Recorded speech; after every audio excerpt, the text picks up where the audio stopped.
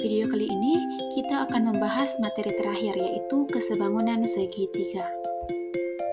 Nah, seperti yang telah dipelajari sebelumnya, kesebangunan adalah konsep dua bangun atau lebih yang bersesuaian saling proporsional atau sebanding, di mana dua bangun dikatakan sebangun jika memenuhi kriteria berikut ini. Yang pertama, sisi-sisi yang bersesuaian sama panjang. Yang kedua, sudut-sudut yang bersesuaian sama besar. Syarat kesebangunan segitiga. Dua buah segitiga sebangun jika memenuhi syarat berikut ini. Yang pertama, perbandingan panjang ketiga sisinya sama, atau disebut juga kriteria sisi-sisi-sisi. Nah, bisa dilihat dalam segitiga di bawah ini, sisi A itu sebanding dengan sisi A aksen, kemudian sisi B itu sebanding dengan sisi B aksen, dan sisi C itu sebanding dengan sisi C aksen. Syarat yang kedua yaitu perbandingan panjang dua sisi dan besar sudut yang diapit itu sama, atau kriteria sisi sudut sisi. Nah, jadi sisi A itu sebanding dengan sisi A aksen, kemudian sisi C itu sebanding dengan sisi C aksen, kemudian terdapat satu sudut yang diapit yang sama besar, yaitu besar sudut B sama dengan besar sudut B aksen. Syarat yang ketiga yaitu ukuran dua pasang sudut yang bersesuaian sama besar, atau kriteria sudut-sudut. Nah, bisa dilihat dalam segitiga di bawah ini bahwa besar sudut B itu sama dengan besar sudut B aksen, kemudian besar sudut C itu sama dengan besar sudut C aksen. Nah, selain ketiga syarat sebelumnya, segitiga siku-siku memiliki kesebangunan khusus. Misalnya diketahui segitiga ABC siku-siku di B dan sisi BD itu tegak lurus dengan sisi AC.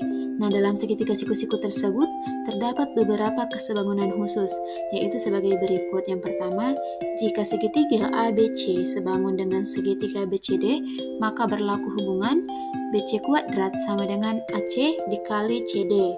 Yang kedua, jika segitiga ABC sebangun dengan segitiga ABD, maka berlaku hubungan AB kuadrat sama dengan AC dikali AD.